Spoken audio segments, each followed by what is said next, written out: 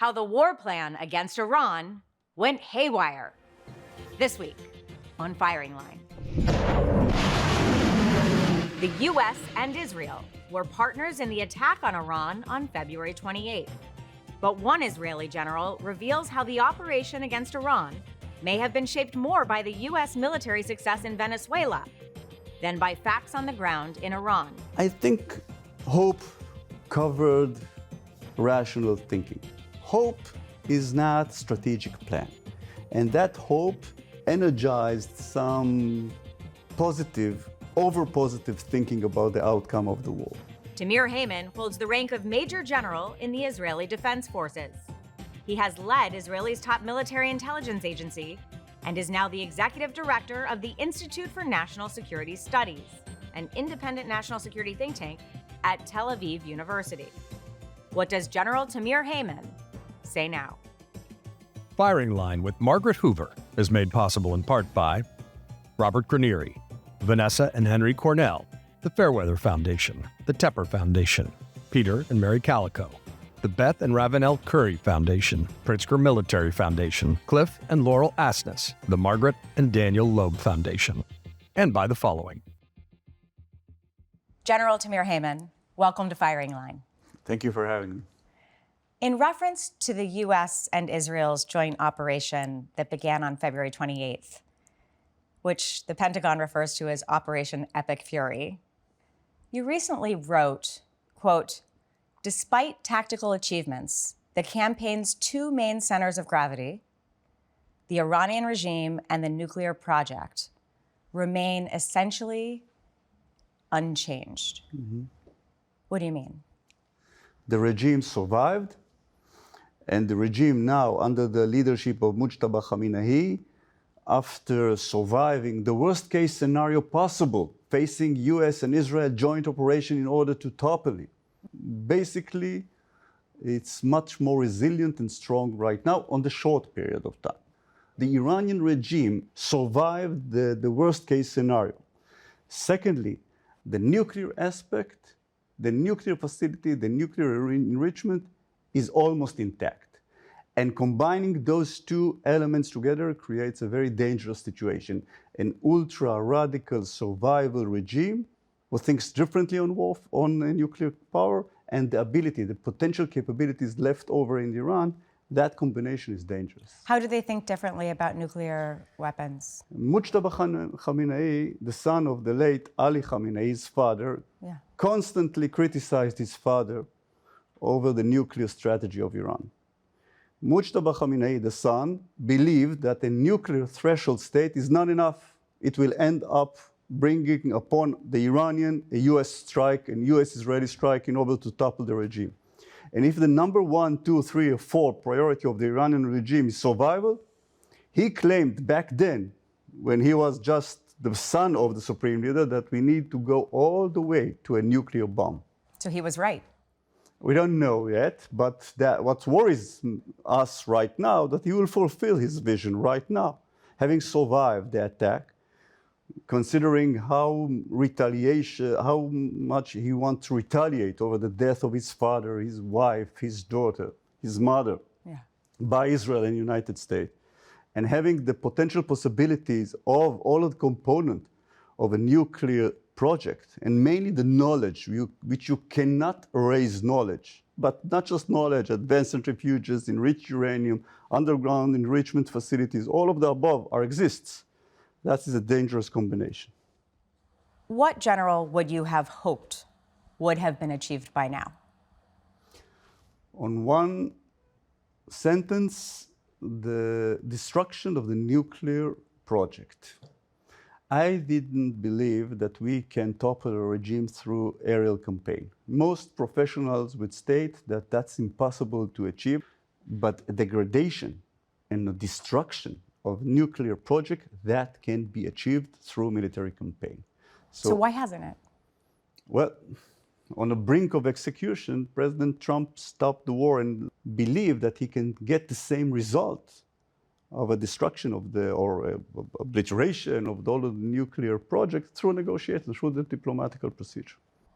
You recently called the ceasefire in the Iran war counterproductive. Yeah, Why? because I think the time that passes is being used in order to recover by the Iranians. We are losing the tensions. We are bleeding strategically in terms of how the war is portrayed in Israel, in United States, worldwide, and we are losing the momentum. Yeah. Extending it indefinitely works in behalf of the Iranians. So, what is victory from the Israeli standpoint? Right now, two options.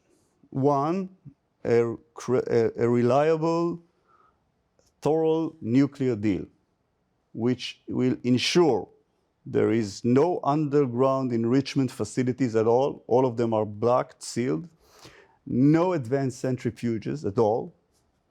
And a very tight inspections by international agencies that are supervising and maintaining and enforcing that status. Is it your view that those objectives could be achieved through negotiations, or would more kinetic activity be required? I think all of the above will not be accepted by the Iranians. Do you think it is possible at this point, and given the actors that are negotiating, to get a deal better than the Obama deal with the current regime? It will be difficult to achieve, and you need details to be discussed, and maybe an additional cycle of violence in order to push them into the right direction.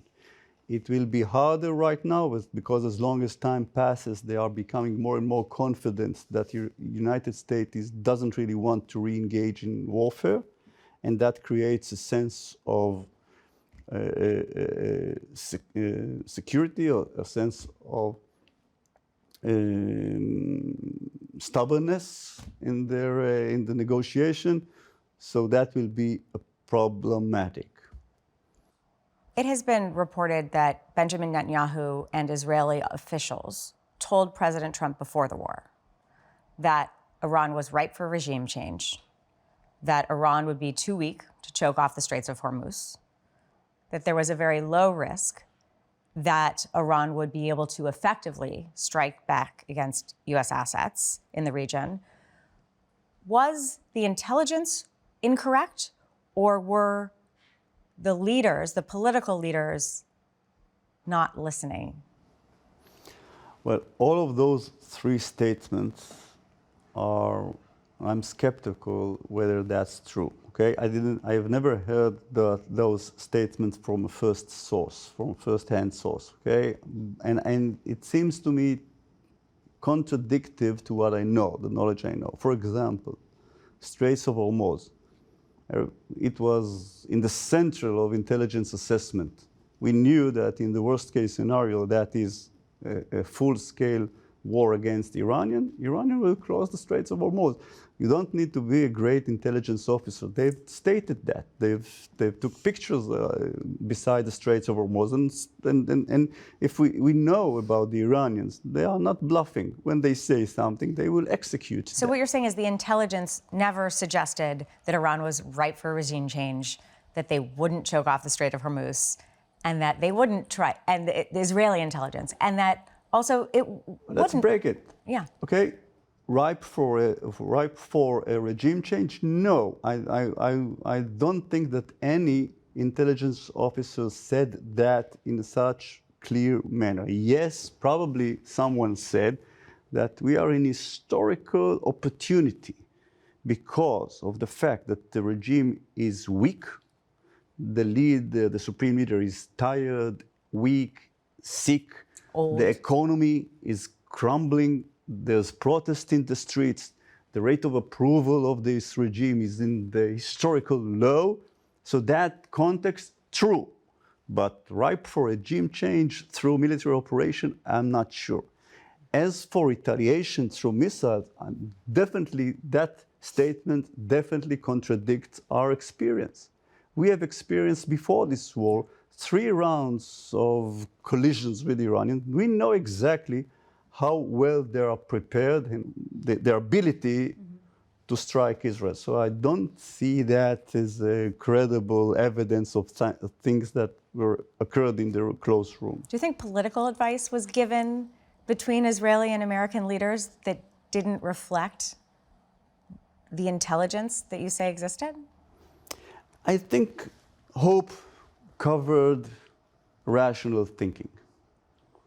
Nobody can clearly state or prove that the regime won't fall. It is historical context. And we have up our sleeve few amazing capabilities back then. We can kill the supreme leader and all of the high-ranking officials that controls the security, the national security of Iran in one strike, and all of the commanders or the leaders of the general intelligence of Iran in one strike. That really is amazing.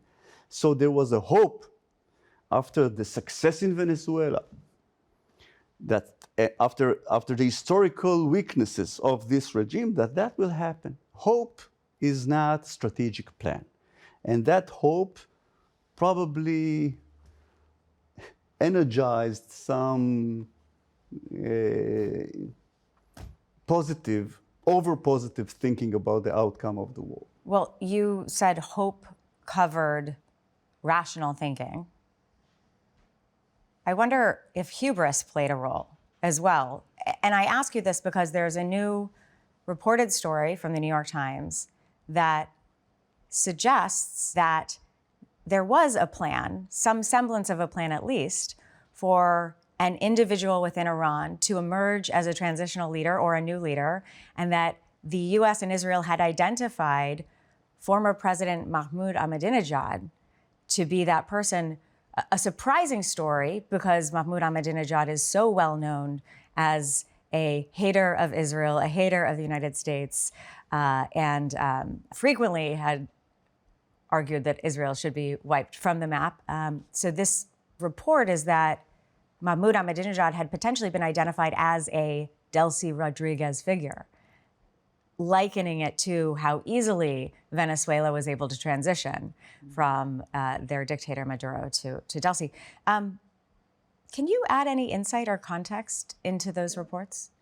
Let's start with Venezuela, because that is really what's behind the sense of confidence, the maybe arrogancy. Arrogance, yeah. And that the sense of success probably led Trump to tweet that help is on the way, which was a huge surprise to Israelis. We know that there's a kind of a concept that Israel was kind of convinced Trump to strike. That's not accurate. Okay, when Trump said help is on the way and decided to strike Iran, surprised Israel on early January, okay? So why did Trump said help is on the way, why he pushed himself into the Iranian arena? Probably because of the success in Venezuela. So initially, the joint operation with Israel was going to be in early January? No. Nothing was planned in January by the Israelis.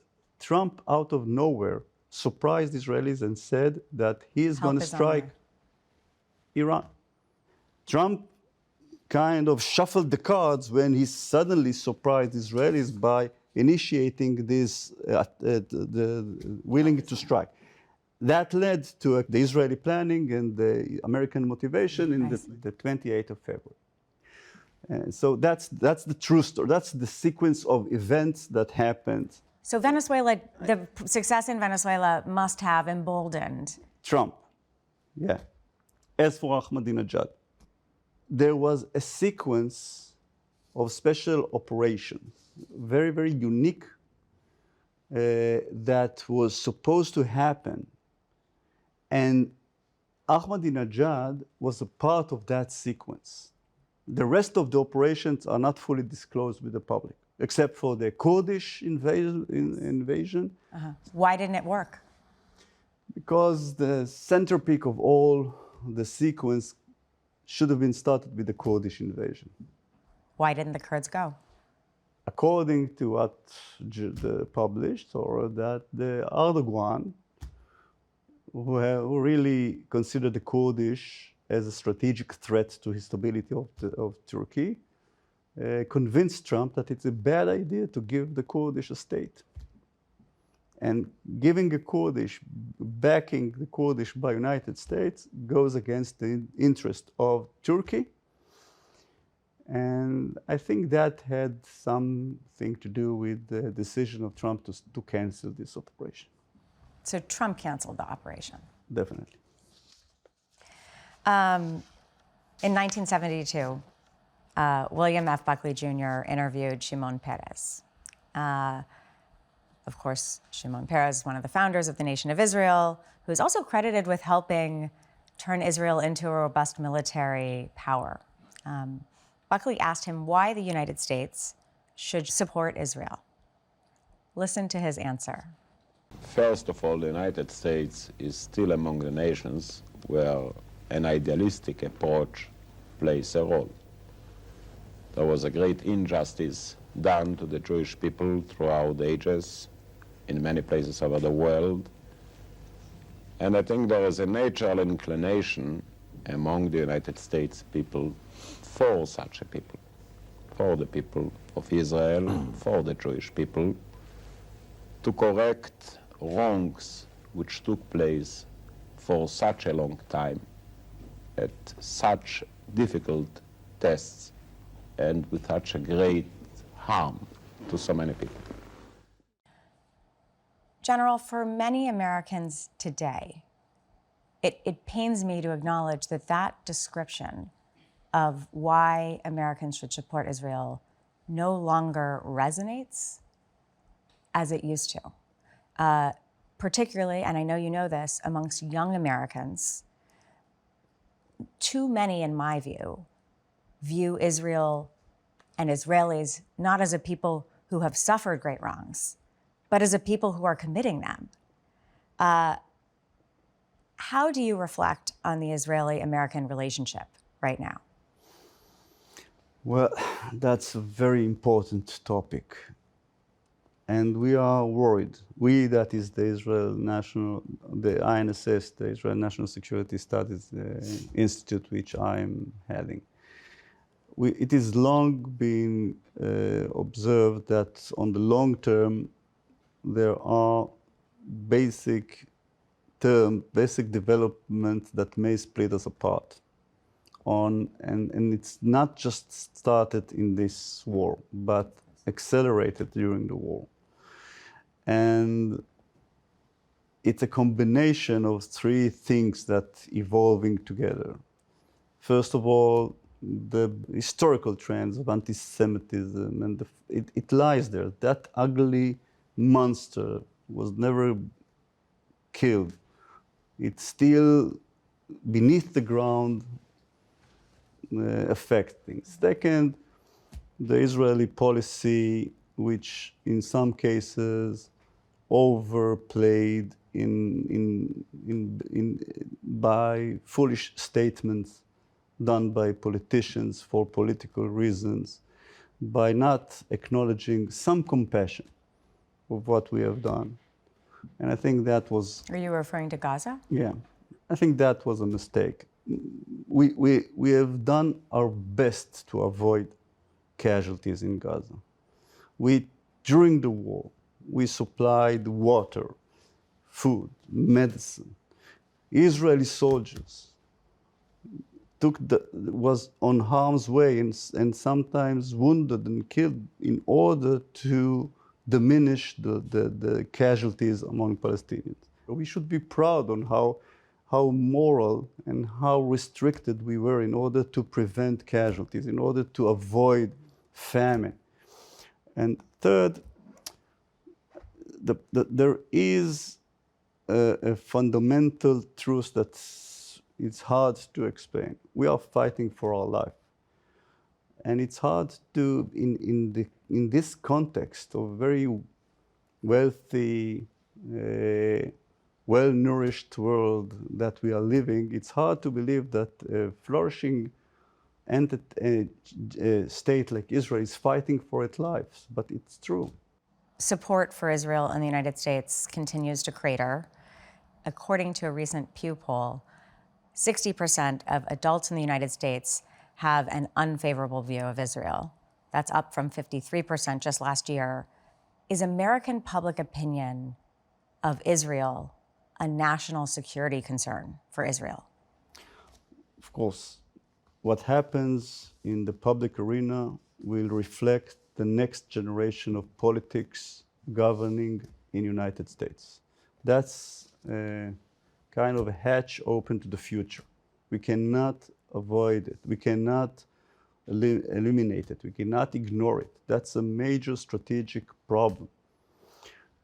And it relates to another problem that Israel right now, it's either being labeled as a one-party state that leans to the Republican Party, or even more, as tied up with Trump, as a Trump's country, which is really something that in the long term will work against Israel. Israel should be a bipartisan, return back to its formal consensus of the flourishing Jewish state that only wants to live with peace and harmony inside the Middle East, and to be a safe haven for Jews worldwide as a nation state of the Jews, but a democratic, flourishing state. Labeling us inside the context of a very polarized, toxic, internal American political discussions is bad for the Israel-US relationship. And it's true that Israel long ago betted on America. Fully, I cannot really imagine Israel national security without the full backing of the United States and a very close cooperation between the United States. And I must return to Shimon Peres. We may be still naive to think that US stands for values, ideals, not just narrow interest. We still believe that the shared values of democracy, of fighting for freedom, trying to save lives, trying to flourish, is something unique that connects our values together. But if we are entering a world of narrow interests, business-based politics, that values are off the table, it's a very cynical, cold world that threatens the connection between Israel and the US for the long term. General Hayman, thank you for joining me. It's my pleasure. Thank you for having me. Firing Line with Margaret Hoover is made possible in part by Robert Granieri, Vanessa and Henry Cornell, the Fairweather Foundation, the Tepper Foundation, Peter and Mary Calico, the Beth and Ravenel Curry Foundation, Pritzker Military Foundation, Cliff and Laurel Asness, the Margaret and Daniel Loeb Foundation, and by the following.